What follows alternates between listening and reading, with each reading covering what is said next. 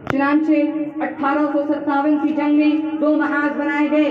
एक महाज अंबाला पर जिसकी क़यादत मौलाना जाफर थानी सिद्दीकी के पास थी और दूसरा शामली पर जिसकी क़यादत हाजी इमदादुल्लाह मुहाजिर मक्की के पास थी।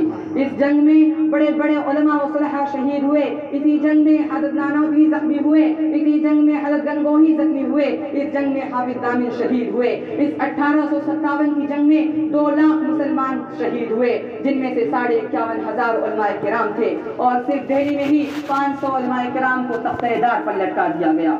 बहरहाल जब इस जंग में वसाइल की किल्लत और अपनों की गद्दारी की वजह से फिरंगियों को गलबा हुआ तो वाइसराय बरतानिया ने अपने हिंदुस्तानी मुशीरों से राय तलब की कि बताओ किस तरीके से तुम्हारी हुकूमत हिंदुस्तान में कायम रह सकती है। तो उस वक्त हिंदुस्तान में रहने वाले सबसे बड़े सियासतदां डॉक्टर विलियम ने ये रिपोर्ट पेश की, जिसमें वो लिखता है कि हिंदुस्तान में सबसे बेदार मुसलमान हैं और जंग आज़ादी सिर्फ और सिर्फ मुसलमान लड़ रहे हैं। जब तक मुसलमानों के अंदर जज्बे जिहाद मौजूद है, इन पर हुकूमत करना मुमकिन नहीं। इसलिए जज्बे जिहाद को खत्म करना होगा और उसके लिए पहले एक और चीज को खत्म करना होगा, और वो ये है कि हिंदुस्तान से कुरान और उलमा को खत्म कर दिया जाए।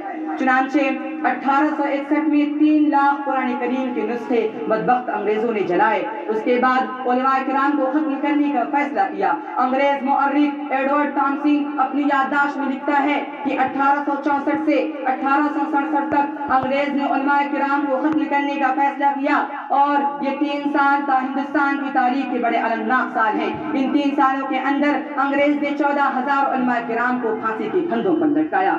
थॉमसन कहता है कि उलमाए किराम को दिल्ली की चांदनी चौक से खैबर तक कोई भी दरख्त ऐसा नहीं था जिस पर उलमाए किराम की गर्दनें न लटकी हों।